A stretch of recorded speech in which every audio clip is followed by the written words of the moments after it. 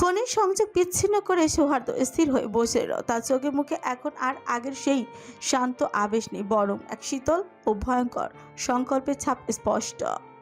সে ধীরে ধীরে ল্যাপটপটা বন্ধ করে টেবিলের উপর রাখলো। রিধির দিকে একবার তাকালেও মেঝে অগরে ঘুমোচ্ছে, চুলে কিছুটা অবিন্যস্ত ভাব। সৌহার্দ্য আলতো করে রিধির কপালে থাকা চুলগুলো সরিয়ে দিল। কপালে দীর্ঘক্ষণ হাত রেখে কি যেন ভাবলো, তারপর অত্যন্ত সাবধানে রিধিকে বিছানায় শুইয়ে দিয়ে উঠে দাঁড়ালো। আলমারি থেকে কালো রঙের একটা জ্যাকেট বের করে গায়ে ছাপলো।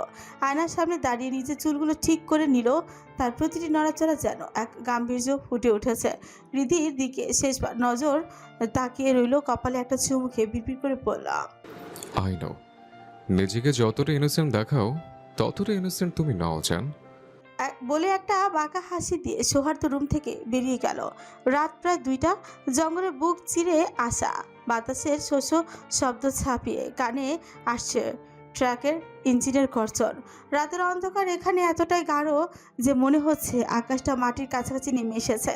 রাস্তার একপাশে ঝোপের আড়াল উপর হয়ে শুয়ে আছে সিআইডি টিম। তাদের লিডার এসপি চোখ জোড়া সরু করে নাইট ভিশন লেন্সের ভেতর দিয়ে দেখছে ট্রাকের চারিপাশের দৃশ্য। প্রায় 50 থেকে 60 জন মেয়ে, কারো পরনে কাপড় ছিন্ন ভিন্ন, কারো চোখ নেশায় বুঁদ হয়ে আছে, কারো জ্ঞান নেই। পাচারকারীরা হায়নার মতো চারপাশে ঘিরে আছে। এক সিআইডি সদস্য ফিসফিস করে বলল, স্যার, মেয়েগুলোকে গাড়িতে তোলা শেষ। ওরা মুভ করার আগেই আমাদের অ্যাকশনে নামা উচিত। দেরি করলে ওরা মেইন রোডে উঠে যাবে। এইসবে এসবি চোয়াল শক্ত হয়ে কপালে জমে থাকা ঘাম গড়িয়ে পড়ছে চোখের উপর। সে গম্ভীর স্বরে বলল, না, সময় হলে আমি নির্দেশ দেব। পাশ থেকে আরেকজন অফিসার অস্থির হয়ে তাগাদা দিল, এসবি পরিস্থিতি হাতের বাইরে চলে যাচ্ছে। এসবি একটা দীর্ঘশ্বাস পেল, লেন্সটা সরিয়ে দিল। বাতাসের শব্দের মাঝে নিচু স্বরে বলল, ওকে, স্টার্ট নাও। মুহূর্তের মধ্যে পুরো জঙ্গল যেন জীবন্ত হয়ে উঠল। লাইসেন্সারের শব্দে ফাটলো নিস্তব্ধতার। রাতে নিস্তব্ধ সিআইডি এবং পুলিশের সাঁড়াশি আক্রমণে শুরু হলো তুমুল সংঘর্ষ। অন্ধকারের ভেতর থেকে আগুনের ফুলকি আর গুলির বিকট শব্দ, জঙ্গল কাঁপি প্রকম্পিত। পাচারকারীরাও বৃষ্টির মতো গুলি ছুটছে। এসবি যখন একটা বড় গাছের আড়লে পজিশন নিয়েছিল, হঠাৎই বাতাসের গতি পরিবর্তন টের পেল সে। একটা বুলেটের শীষ কেটে গেল ঠিক তার কানের পাশ দিয়ে। বাতাসের তীব্র চাপে কানের পর্দা ছনছন করে উঠল। রিফ্লেক্স কাজ করার আগেই অন্ধকার থেকে ঝড়ের গতি বেগ একটা ছায়া তার উপর ছাপিয়ে পড়ল। সজোরে ধাক্কা খেয়ে এসবি দূরে ছিটকে গিয়ে পড়ল ঝোপের ভেতর। মাথায় একটা প্রচণ্ড ঝনঝনানি অনুভূত হলো। ঠিক সেই মুহূর্তে এসবি দেখলো আগন্তুকটি বিদ্যুৎ গতিতে ঘুরে দাঁড়ালো। হাতের পিস্তল থেকে বের হওয়া আগুনের ছটায় ভেসে উঠল এক জোড়া রহস্যময় চোখ। সেই চোখে কোনো আবেগ নেই, আছে এক চরম শীতলতা। আগন্তুকের আঙুলে নতুন ট্রিগার চাপে বিপরীত দিকের পাচারকারী লোকের বুক ঝাঁঝরা হয়ে গেল। রক্ত ছিটকে পড়ল আগন্তুকের গায়ের উপর। এসবি উঠে দাঁড়াতে গিয়েও দেখলো আগন্তুক আবারও অন্ধকারে অতলে মিশে গেছে। তার উপস্থিতি ছিল যেন কোনো প্রেতাত্মার মতন। ঘাম আর বারুদের গন্ধে ভারী বাতাসে এসবই কয়েক সেকেন্ডের স্থির হয়ে রইল সে। কানের পাশ দিয়ে গড়িয়ে পড়া উষ্ণ রক্ত তাকে জানান দিচ্ছিল সে নিশ্চিত মৃত্যুর খুব কাছে থেকে ফিরে এসেছে। তার মস্তিষ্ক থেকে রহস্যের ধাঁধাটা সরিয়ে সে আবারও ফোকাস করলো মূল অপারেশনে। কভার করো, সবাইকে উদ্ধার করো। এসবির গলার স্বর এখন আগ্নেয়গিরির মতো উত্তপ্ত। 2 ঘন্টা ধরে চলল মরণপণ লড়াই। শেষ পাচারকারীটি যখন মাটির সাথে মিশে গেল, তখন ভোরের ফিকে আলো উকে দিচ্ছে দিগন্তে।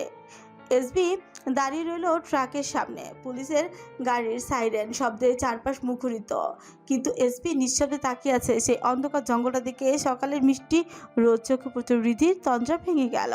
সে চোখ মেলে নিজেকে সে আবিষ্কার করল সৌহার্দ্যর বুকের উষ্ণতায়।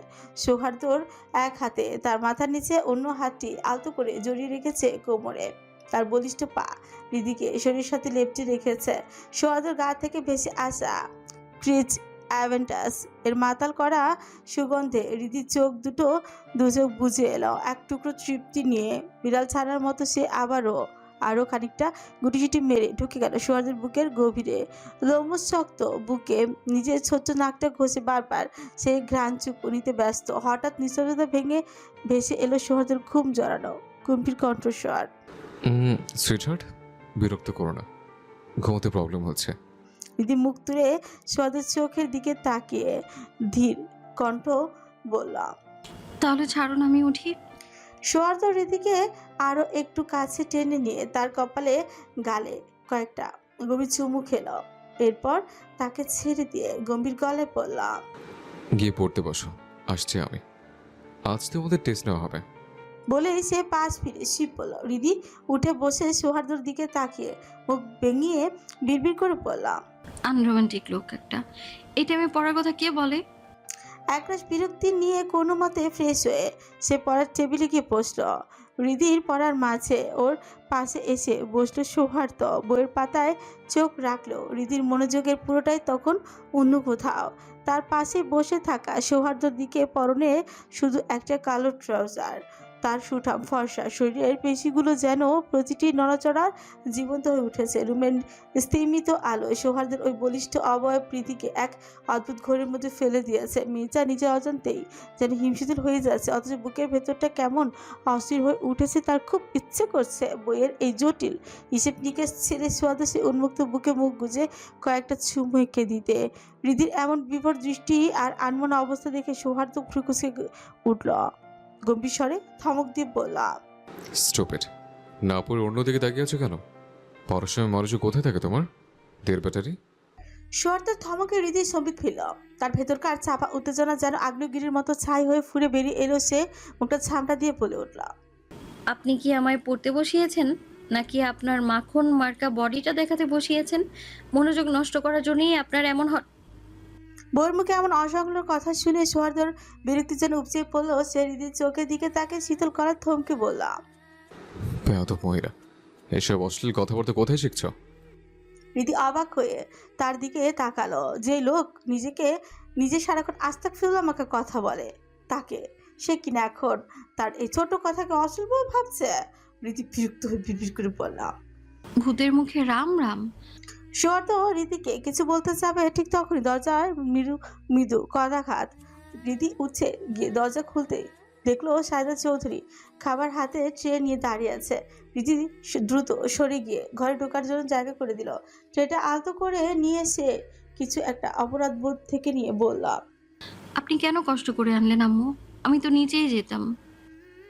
সায়দা চৌধুরী ছেলের দিকে এক পলক তাকিয়ে গম্ভীর স্বরে বলেন, নিচে যেতে হবে না, এখানেই খেয়ে নে। কলেজ যাবি না? দিয়ে মাথা নিয়ে সম্মতি জানালো। সায়দা চৌধুরী কথা বাড়ালেন না, নিঃশব্দে ঘর থেকে বেরিয়ে গেলেন। হৃদি খাবারগুলো সেন্ট্রাল টেবিলে রাখতেই সৌহার্দ্যর গম্ভীর কণ্ঠস্বর গমগমে কণ্ঠস্বর ভেসে এলো, কাছে এসো। রীতি কিছুটা দ্বিধা নিয়ে যেতেই সৌহার্দ্য আচমকা ওর হাত ধরে হ্যাঁচকা চাঁদ বসিয়ে দিল নিজের কোলে শক্তপোক্ত হাতের ছোঁয়ায়। রীতি যখন কিছুটা অপ্রস্তুত, সৌহার্দ্য ও রীতির মুখে খাবার তুলে দিতে দিতে নিচু স্বরে গম্ভীর কণ্ঠে বলল, এমন কাঠি শরীর নিয়ে 80 কেজি ওয়েট সামলাতে পারবেন তো মিসেস চৌধুরী? রীতি তখনও সৌহার্দ্যর কথার গম্ভীরতা বুঝতে পারেনি। সে সরল চোখে খাবার চিবুতে চিবুতে সহজভাবে বলল। সৌহার্দ্য চমকে তাকালো। বইয়ের এই নিষ্পাপ উত্তরে কপালে ভাঁজ ফেলে পড়ল। শিওর? এতক্ষণে হৃদির মস্তিষ্কে সৌহার্দ্যর কথার মানে পরিষ্কার। লজ্জা তার গাল দুটো লাল হয়ে উঠল। দৃষ্টি না নেমে এলো নিচে। কোনো প্রতিউত্তর করতে পারলো না সে। কিছুক্ষণ চুপ থেকে আমতন্ত করে বলা, আমি আর খাবো না। সৌহার্দ্য একটা কলা তার হাতে দিয়ে বলল, ওকে, এটা শেষ করো।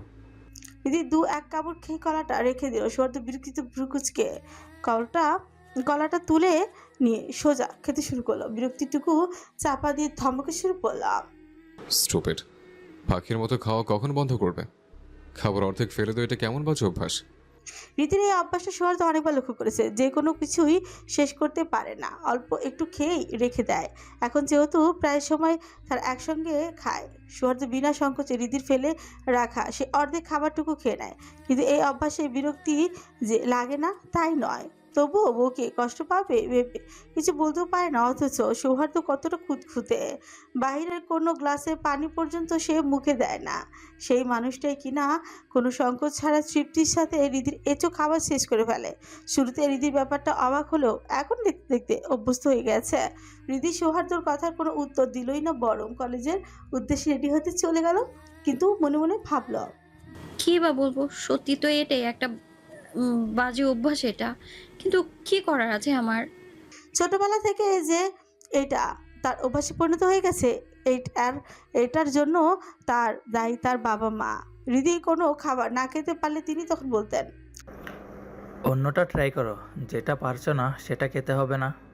বেলা তখন 11টা। আকিব শিকদারের ঘরের ভেতর বাতাস যেন ভারী হয়ে আছে। সামনে বসে আছে সাহাবের। আকিব শিকদারের চোয়াল শক্ত, রাগে তার সারা শরীর কাঁপছে। অনেকক্ষণ নিজেকে শান্ত রাখার বৃথা চেষ্টার পর হঠাৎ চিৎকার করে উঠলেন তিনি। কোথায় ছিলে তুমি? ওই চালানটা পুলিশের হাতে গেল কিভাবে? ভাইজান যে কি পরিমাণে রাগে ফুঁসছেন তার কি কোনো ধারণা আছে তোমার?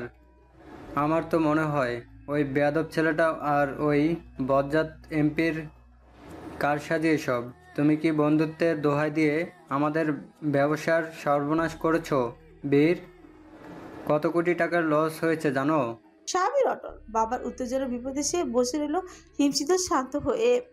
বাবার চোখের দিকে তাকিয়ে সরাসরি অত্যন্ত ধীর এবং মাপা মাপা গলায় সে বলল, আমি খোঁজ নিয়েছি, এই ব্যাপারে ওদের কোনো হাত নেই। এটা ওই নতুন আসা সিআইডি অফিসারের কাজ। তুমি টেনশন করো না, আমি দেখছি বিষয়টা।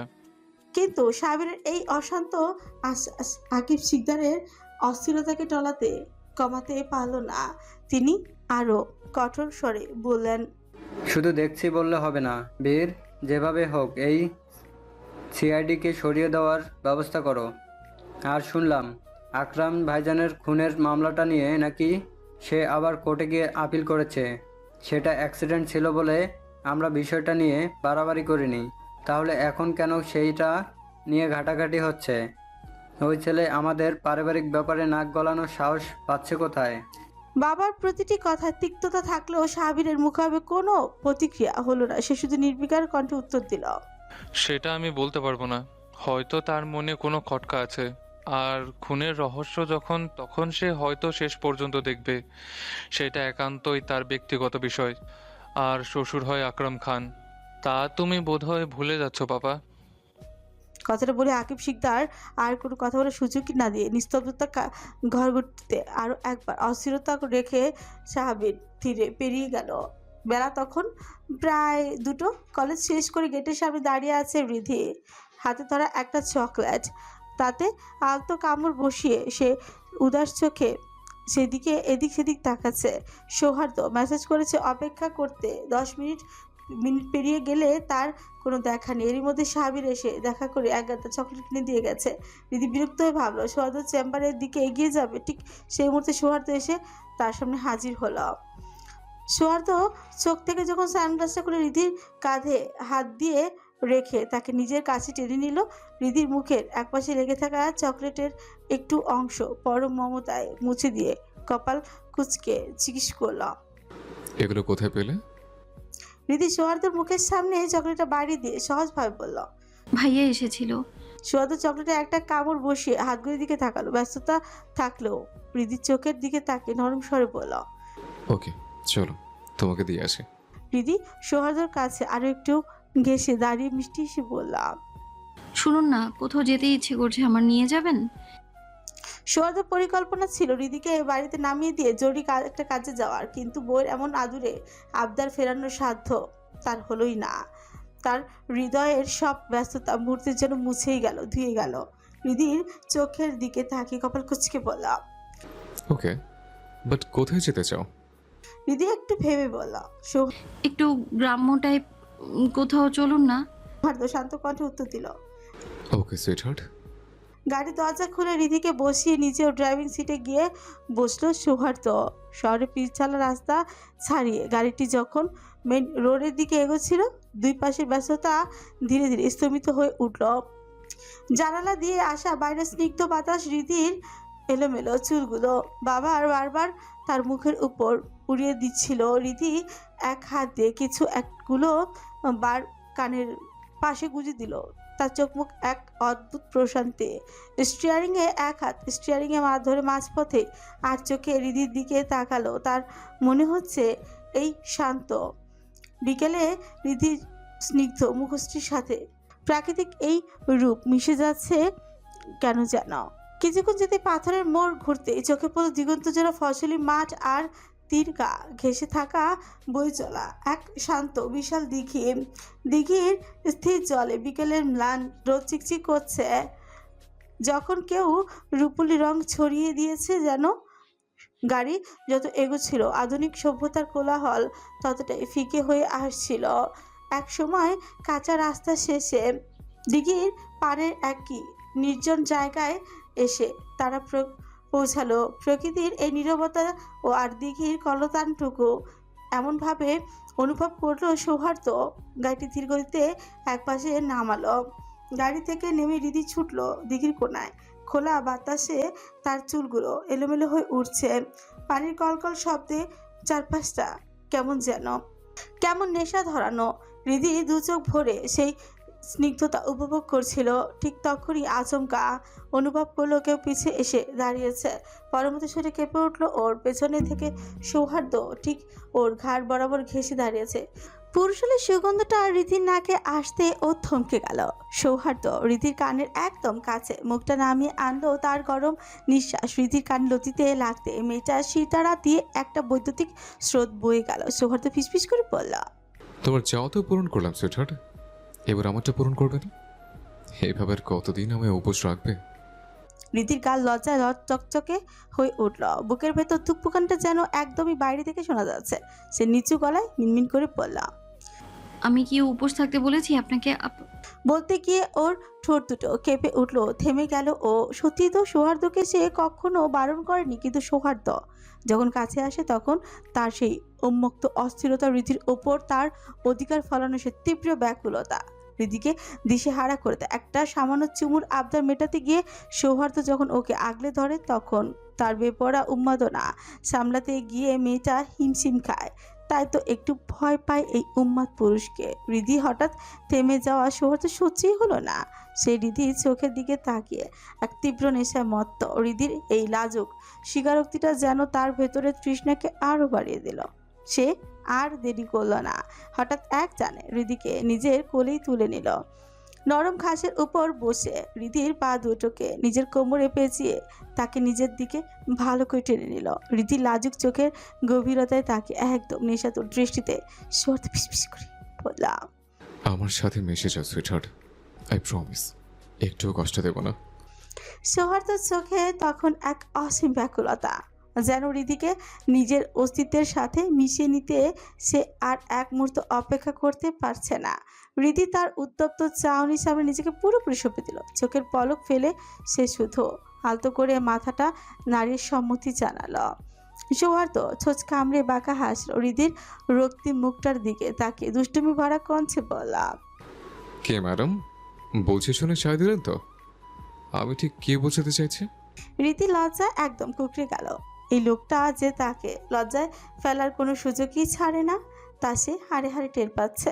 নিজেকে সামলাতে কথা ঘুরিয়ে রীতি সরাসরি সৌহার্দ্যর চোখের দিকে তাকিয়ে জিজ্ঞেস করলাম, আচ্ছা ডাক্তার সাহেব, আপনি কি কখনো কাউকে ভালোবেসেছেন?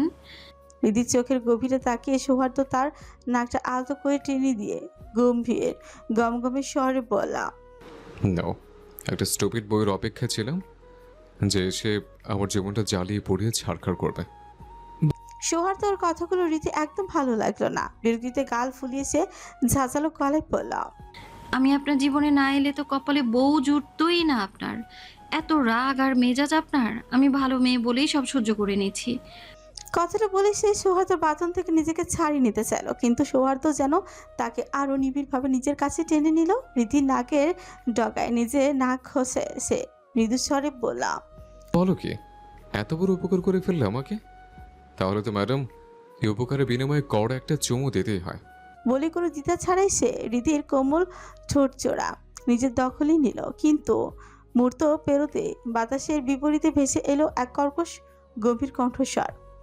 কি হচ্ছে সব এখানে? কানে আওয়াজ আসতে সৌহার্দ্য হৃদিকে ছেড়ে দিয়ে পেছনে ফিরে তাকালো। শিকুচকে দেখলো একদল মুরব্বী তাদের ঘিরে দাঁড়িয়েছে। তো চোখে মুখে তাদের ঘৃণ্য এবং বাঁকা চাহনি। পরিস্থিতি যে তাদের অনুকূলে নেই তা বুঝতে সৌহার্দ্যর দেরি হলো না। লোকটা নোংরা দৃষ্টি দিকে তাকিয়ে সৌহার্দ্য বিরক্তি চরমে উঠে গেল, কিন্তু সে পাত্তাই দিল না। তার বউ, সে তার সাথে কি করবে সেটা সম্পূর্ণ তার নিজস্ব বিষয়। লোকগুলো তেরে আসতে দেখে সৌহার্দ্য হৃদিকে নিয়ে উঠে দাঁড়ালো। হৃদিকে পরম মমতায় নিজের কাঁধের কাছে টেনে নিয়ে এক প্রকার বুকের সাথে আগলে রাখলো সে। দলের একজন লোক সামনে এসে বিষাক্ত স্বরে বলে উঠল। এই মেয়ে নিয়ে এসে এসব নষ্টামি হচ্ছে। সৌহার্দ্য চোখ দিয়ে যেন আগুন ঝরছে, কণ্ঠস্বর শীতল অথচ ধারালো করে সে বললাম, mind your language, she is my wife. লোকটা একগাল বাঁকা হাসি হেসে তার ছেলের স্বরে বলল, ইংরাজি মারিও না ছেলে, তোমাদের মতো বড়লোক শহরের ছেলেদের ভালো মতোই চিনি। একটা বাচ্চা মেয়ে তোমার মতো দামড়া ছেলের বউ হবে? কাহিনী শিখাচ্ছ? ধরা পড়লে নিজেদের বউ পরিচয় দিয়ে নিজেদের হীন চাহিদা মেটানোর পর এই মেয়েদেরকে ছুঁড়ে ফেলে দিবে, না হয় মেরে ফেলবে। প্রতিদিন এসব আমরা দেখছি। সৌহার্দ্যর ধৈর্যের বাঁধ ভেঙে গেল। এমনিতে তার মেজাজ রুক্ষ, তার উপর হৃদির পাশে আছে বলে এতক্ষণ সংযত ছিল, তাতে দর চেপে সে হুঙ্কার ছেড়ে দিয়ে উঠল। আর একটা বাজে কথা বলবেন না। আমি খুব একটা ভালো মানুষ নই যে মুরব্বী বলে আপনার এসব নোংরা কথা হজম করব। তার কথার মাঝেই আরেকজন লোক তেড়ে এসে গর্জি উঠল, এই ছেলে, তুমি ধমকাচ্ছ কাকে? জানো উনি আমাদের গ্রামের চেয়ারম্যান, দোষ করে উল্টা গলাবাজি করছো। সৌহার্দ্য লোকটার অস্তিত্বকেই যেন পাত্তাই দিল না। সে নির্বিকার ভঙ্গিতে পকেট থেকে ফোন বের করে ফারিসকে একটা বার্তা পাঠিয়ে দিল। চারিপাশের পরিস্থিতি ক্রমশ উত্তপ্ত হয়ে উঠেছে। একের পর এক কটু কথা বাতাসে তীরের মতো বেঁচছে। হৃদি ভয় কাঁপতে কাঁপতে সৌহার্দ্যকে আরো কিছু শক্ত করে জড়িয়ে ধরল। হৃদির সেই কম্পন অনুভব করে সৌহার্দ্য ঝুঁকে এসে হৃদির কপালে আলতো করে চুমুখে ফিসফিস করে বললাম, রিল্যাক্স সুইটহার্ট, আমি হিয়ার। জনসম্মুখে সৌহার্দ্যর এমন সাহসী এবং অসংলগ্ন আচরণে চারপাশের লোকগুলো যেন আরো তেলেবেগুনি জ্বলে উঠল। একজন চিৎকার করে চেয়ারম্যানকে ডাকল, দেখলেন চেয়ারম্যান, কত বড় বেদব, সম্মান পর্যন্ত জানো না, আমাদের সামনেই এসব অভদ্রতা করছে। চেয়ারম্যান লোকটা হাত তুলে সবাইকে থামালেন, তারপর সৌহার্দ্যের দিকে তাকে ঠান্ডা ধীর গলায় বললেন, ধরা খেলে সবাই বউ বলে পরিচয় দেয়। এতই যখন ভালোবাসা, তাহলে এখন সবার সামনে আমাদের বিয়ে করে প্রমাণ দাও দেখি, পারবে? সৌহার্দ্য বিরক্তি এবার চরম চূড়ান্ত সীমায় গমগমে গলায় সে উত্তর দিল, নো, আমার বউকে কেন আপনাদের সামনে নতুন করে বিয়ে করে প্রমাণ দিতে যাব? এই সৌহার্দ্য চৌধুরী কারো হুমকিতে বা চাপে কোনো কাজ করে না, যতক্ষণ না সে নিজে চায়। সৌহার্দ্যের এমন ক্ষিপ্ত আচরণে চারিপাশে বাতাস যেন আরো ভারী হয়ে উঠল। উত্তেজিত লোকগুলোর চিৎকার আর কটু কথায় পরিস্থিতি যেন তখন বারুদের স্তূপের মতো যে কোনো মুহূর্তে বিস্ফোরণ ঘটতে পারে। হৃদি ভয় কুকড়ে গেল। এই জঘন্য পরিস্থিতি থেকে বাঁচতে সে এক অসহায় উপায় বেছে নিল। সৌহার্দ্য শার্টের কোনা আলতো করে টেনে ধরে নিচু স্বরে মিনমিন করে বললাম, আরেকবার বিয়ে করুন না ডাক্তার সাহেব, প্রথম বিয়েতে তো আমি ছোট ছিলাম। হৃদির এই অবুঝ আবদার সৌহার্দ্যের বিরক্তি যেন আরো কয়েকগুণ বাড়িয়ে দিল। সে জ্বলন্ত চোখে হৃদির দৃষ্টির দিকে তাকালো। সৌহার্দ্যর কাছে বিষয়টা খুবই স্পষ্ট। এভাবে তাদের মেনে বিয়ে করা মানে নিজের গায়ে কলঙ্ক লেপন করা। আর হৃদির জন্য সে তো পরিস্থিতি আরো ভয়াবহ। যদিও সে জানে হৃদি ভয় দিশেহারা হয়ে এমনটা বলেছে, তবুও তার এই সরলতায় সৌহার্দ্য স্থির থাকতে পারছে না। ঠিক সেই মুহূর্তে শান্ত পরিবেশে তছনছ করে দিয়ে ধুলো উড়িয়ে সামনে এসে থামলো কয়েকটি ঝকঝকে কালো গাড়ি। সবার আগে ফারিসের ব্ল্যাক মার্সিডিজ, তার পিছু পিছু পুলিশের গাড়ি। ইঞ্জিন আর শব্দ করে টায়ারের ঘষায় গ্রাম্য মোড়লদের দাপট মুহূর্তেই ধুলোয় মিশিয়ে গেল। গাড়িগুলো থেকে সশস্ত্র পুলিশদের দল নামতেই গ্রামবাসীরা ভয়ে পিছু হটল। তাদের সেই তেজ এক নিমিষে বরফের মতো জমে গেল। গাড়ি থেকে ফারিস নামল। সৌহার্দ্যর চেহারা আর পরিস্থিতি দেখে তার পেটের ভেতর হাসির দমটা আটকে রাখা দায় হয়ে পড়ল। হৃদিকে আগলে দাঁড়িয়ে থাকা রাগী সৌহার্দ্যকে দেখে ফারিসের হাসি পেলেও সে জানে এই মুহূর্তে হাসা মানে সৌহার্দ্য চর খেয়ে নিজের মুখের নকশা পরিবর্তন করে ফেলা। ফারিস নিজেকে কঠোরভাবে সামলে নিয়ে গলার স্বর গম্ভীর করে এগিয়ে এলো। ফারিস একটু এগিয়ে এসে লোকগুলোর দিকে তাকিয়ে বিরক্তি নিয়ে বলল, আপনাদের সমস্যা বুঝি না। আমরা নাদান শিশুগুলো একটু শান্তিতে প্রেম করার জন্য একটু ঝোপে ঝোপে উকি মারি, তাই বলে যেখানে সেখানে কট খাইয়ে দেবেন? এটা ভালো কথা না চাচা মিয়া। তাও আবার দেশের সেরা কার্ডিওলজিস্ট ডাক্তার সৌহার্দ্য চৌধুরীকে, টপ বিজনেসম্যান সারহান চৌধুরীর একমাত্র ভেজাল প্রোডাক্ট না মানে ছেলেকে। এটা একটু বেশি হয়ে গেল না চাচা? চেয়ারম্যান লোকটা ফারিসকে দেখে আর বুঝতে বাকি রইল না যে তারা মস্ত বড় ভুল করে ফেলেছে। ফারিসের সাথে তার একবার দেখা হয়েছিল। তাছাড়া ফারিসের কাজের প্রশংসা সোশ্যাল মিডিয়ায় সবসময় সরগরম থাকে, তাই তাকে চিনে নেওয়াটা খুব একটা কঠিন ছিল না। লোকটা প্রচণ্ড অস্বস্তিতে পড়ে আমতা আমতা করে বললাম, আসলে বাবা বুঝতে পারিনি, প্রায় তো খারাপ ঘটনা ঘটে। ভুল হয়ে গেছে। উনি যে ডাক্তার সৌহার্দ্য সেটা শুরুতে পরিচিত লাগছিল ঠিকই, কিন্তু ভালো মতো খেয়াল করেনি বাবা। কথাটা শেষ না করতে সে সৌহার্দ্যর দিকে তাকালো, কিন্তু সৌহার্দ্যর সে অগ্নি শর্মার রণমূর্তি চেহারা দেখে তার বুকের ভেতরটা কেঁপে উঠল। কিছু বলার সাহসও পেল না। লোকগুলো যখন বারবার ক্ষমা চাইছে, সৌহার্দ্যর চেহারায় একরাশ বিরক্তি গমগমে স্বরে বললাম, আচ্ছা ওকে। বলতে এসে পা বাড়াতে গিয়েও থমকে গেল। হঠাৎ তার কানে যেন অনুরণ তুলল রীতির সেই মিনতি ভরা কথা, আরেকবার বিয়ে করুন না ডাক্তার সাহেব। এই কথাটুকু যেন সৌহার্দ্যর হৃদস্পন্দন থমকে দেওয়ার জন্য যথেষ্ট ছিল। সৌহার্দ্যকে মাঝপথে স্থির হয়ে যেতে দেখে ফারিস ফ্রিকুচকে জিজ্ঞেস করলো, কি হলো, দাঁড়িয়ে পড়লি কেন? সৌহার্দ্য নিচের ঠোঁট কামড়ে গভীর কিছু একটা ভাবলো। তার চোখে চাহনি বদলে গিয়েছে। উত্তেজনার পারদ যেন এক মুহূর্তের অন্য যাত্রায় মাত্রায় মন দিল। এরপর গমগমে গলায় সে যা বলল তাতে সবাই স্তব্ধ হয়ে গেল। সৌহার্দ্য সরাসরি চেয়ারম্যানের দিকে তাকিয়ে দৃপ্ত স্বরে বললাম, বিয়ে করবো আমি, কাজের ব্যবস্থা করুন। চেয়ারম্যান লোকটি যেন আকাশ থেকে পড়ল। তার চোখ কপালে ওঠার জোগাড়। যে ছেলেটি একটু আগে হাজার চাপাচাপি করে বিয়ে করতে রাজি হচ্ছিল না, সে নিকিটা নিজেই কিনা এখন বিয়ের দাবি তুলছে। লোকটা হকচকিয়ে গিয়ে কিছু বলতে যাবে, ঠিক তখনই সৌহার্দ্য তীক্ষ্ণ দৃষ্টিতে তার দিকে তাকে বিরক্তি ভরা কণ্ঠে বলে উঠল, যেটা বলছে সেটা করুন। ফারিস বিরক্ত হলো প্রচুর। এটাকে ভেজাল প্রোডাক্ট এমনি এমনি বলে না সে। কখন যে কি চায় সেটাই বোঝার ক্ষমতা উপরওয়ালা ছাড়ার কারণে। তবুও নাক মুখ কুচকে বললাম, বউ মানি না বলে যেখানে সেখানে কট খাস। এক বউকে। কিন্তু কথা শেষ করার আগেই সৌহার্দ্যর এক রাম ধমকে ফারিস পুরোপুরি চুপসে গেল।